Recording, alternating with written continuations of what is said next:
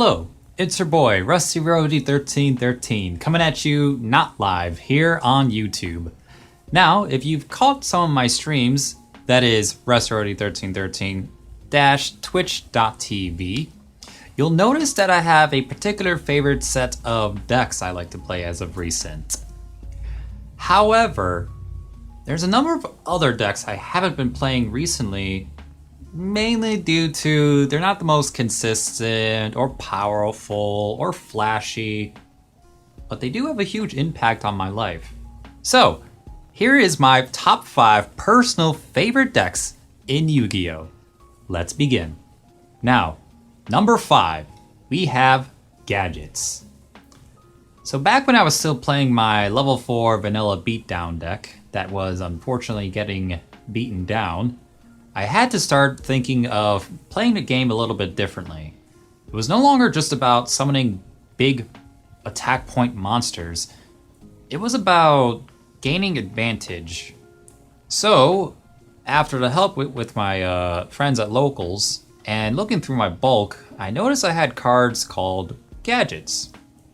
Now, what a gadget does is that when it's summoned, it searches out the next gadget. And the deck itself has about 3 to 5 monsters, such as this. The green gadget searches out the red gadget searches out the yellow gadget searches out the green gadget, and so the deck keeps moving on.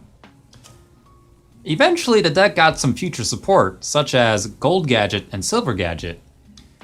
It actually helps out the deck immensely because when summoned, you special summon a level 4 or lower machine monster, such as Gadgets.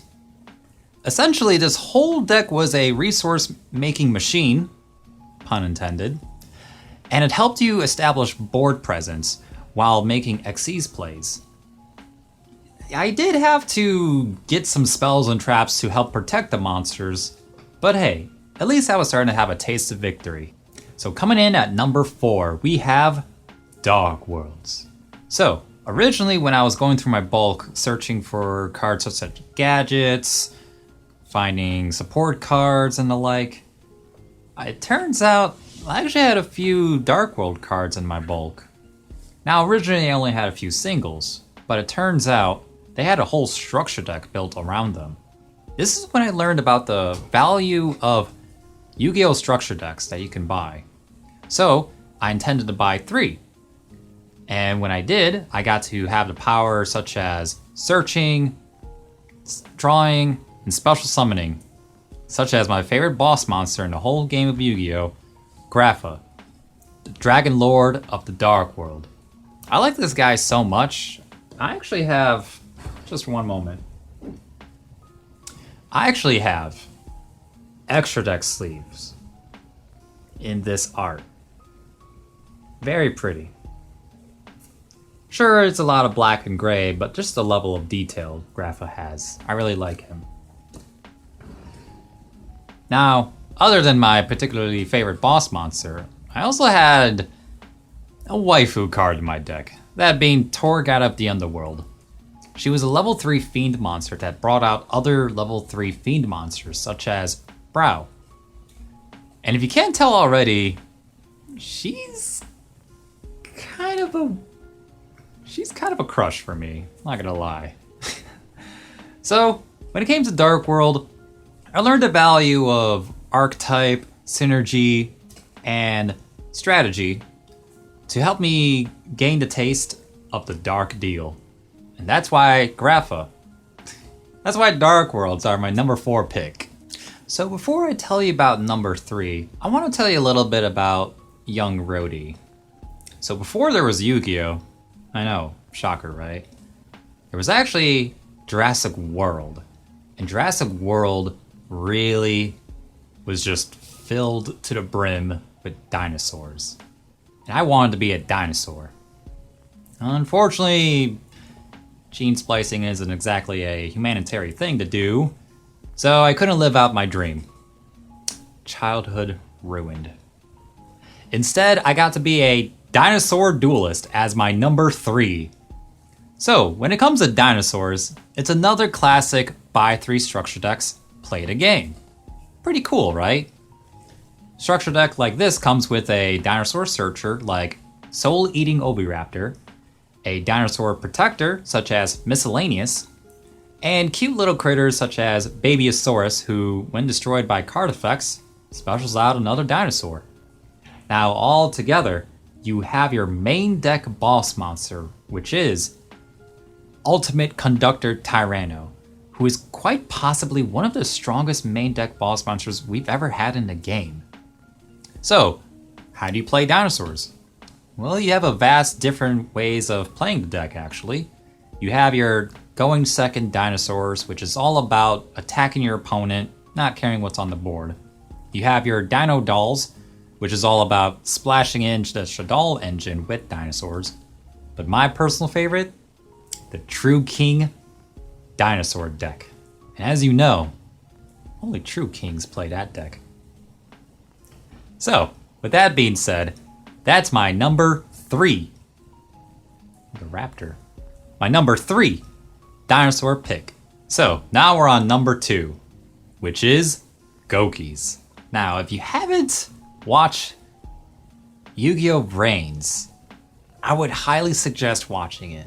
I know the plot's a little weird with the cyber style gameplay and the surfboards but you know, that's what Yu-Gi-Oh's all about. It's all about the crazy plot lines.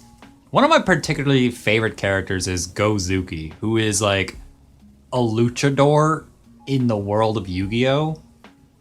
Like, he's a pretty cool dude for the most part. He's just like, oh, honor of the warrior. And he's just like, he's just a cool guy around. And yeah, I like his deck. So what's the game plan of Gokis? Essentially, what you need is Goki and a warrior. And from there, you can actually make into a lot of different boards. But possibly the best board would be Goki Suplex, along with any Goki monster such as Twist Cobra.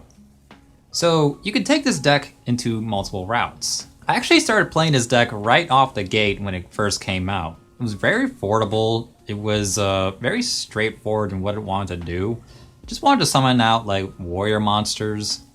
And at the time period, your best bet was like Borreload 2. Like 2 Borreloads pass, and like that was your end game. And like I was fine with it. However, around the time when Goki Nightmare U-Lock came out, I actually stopped playing them for like a little bit. And the reason for that is actually number 1 pick. But, getting back on topic, Gokis, nowadays, they can essentially play Combo Goki, which essentially gets you all these negates such as Appaloosa, Dragoon, some Fog Blades, and goddamn it.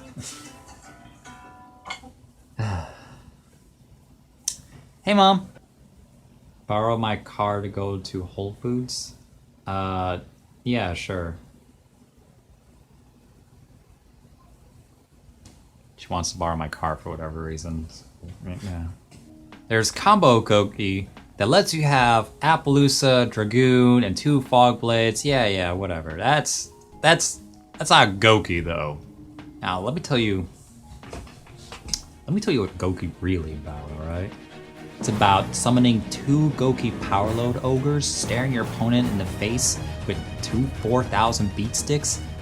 And the best part, it's unaffected by other card effects. Yeah, and they're common cards. It's affordable. This is like the cheapest you can get. Trust me, just roll with it, alright? And you know what? Only true warriors play with Goki, so that's why Goki is number 2 slots. Finally, we're at number 1, that being Spiral. I love to hate and hate to love this deck, is the best way to put it. The deck has great aesthetics, it has great power. I want to say it has great consistency, but you kind of have to know what you're doing. The way this deck works is that if you guess the top card correctly on your opponent, you basically just win the game. A lot of the cards in the deck revolve around this concept, so it really rewards you when you can read what your opponent is playing. You could call monster, spell, or trap on the top of the deck. So let's say you're playing against a trap deck. You better hope to call trap, and you better hope there's a trap card up there. Or maybe they're playing a monster mash, and you just hope they have a monster card. Same goes for spell decks. Essentially, the more you knew about the meta, the more you can see yourself taking victory. So when it comes to this deck, I think one of my favorite cards of the whole archetype is Spiral Quick Fix. Back when I used to have short, shaggy hair, I actually looked a lot like the guy. I mean, look at this image. Practically twins, am I right? My other favorite cards would have to be Super Agent, Tough, Double Helix. All of them essentially having to do with guessing the top card of the deck. And of course you had your main boss monster, Spiral Sleeper, who could essentially pop 2 cards on the field while having protection. Now of course, we can't mention about Spiral without saying RIP to Spiral Master Plan. May she rest in peace for all the degenerate sins we made this combo deck do. And well, out of all my personal favorite decks, I'm gonna have to say number 1 for Spiral for me. Well, viewer, that's all the time I have for today. Gotta start streaming soon, which you can catch me on rusty1313-twitch.tv. It's quite a mouthful, honestly, but yeah. Let me know in the comments down below what kind of deck profiles you'd like to see me do. Of course, I would love to hear your support. I would love to hear your comments, questions, and even concerns. Of course, hit that subscribe button and hit the notification bell so you know when I get a new deck profile ready. And with that being said, thanks for watching. You have a good night, follow your dreams, and remember, there's always games 2 and 3. Peace!